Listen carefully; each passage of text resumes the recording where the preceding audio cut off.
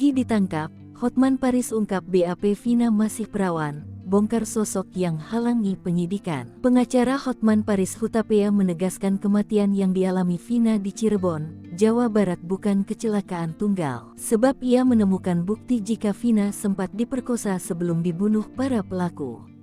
Hal ini berdasarkan saat menganalisis berita acara pemeriksaan BAP, para pelaku dan autopsi Vina. Menurut Hotman berdasarkan BAP, Vina almarhumah diperkosa pertama kali oleh Eko, dan berdasarkan pengakuan Eko Vina masih perawan. Kemudian Supriyanto, Eka, Jaya, Hadi Saputra, dan DPO yang ikut memperkosa adalah Pegi alias Perong dan Dani, kata-kata Hotman di Instagram pribadinya @hotmanparisofficial. Ia mengutuk keras spekulasi jika Vina dan Eki yang meninggalkan karena kecelakaan, sebab BAP membuktikan Vina meninggal karena dianiaya dan diperkosa. Mengenai tuduhan orang ini kecelakaan murni.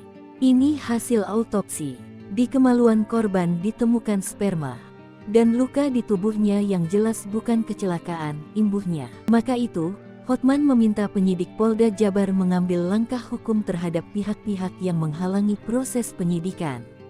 Terlebih, para oknum yang menganggap kasus Vina kecelakaan tunggal, terutama oknum yang coba halangi penangkapan 3 pelaku DPO, kini tertangkapnya Pegi akan menjadi jalan bagi pihak kepolisian mengungkap kebenaran kasus. Karena kalau dibaca BAP ini terang benderang tanpa ada rekayasa, ucap dia. Diketahui Polda Jabar sudah menangkap Pegi alias Perong dan dalam pemeriksaan. Direskrimum Kombes Pol Surawan mengatakan, pihak akan terus menyelidiki kasus ini hingga tuntas.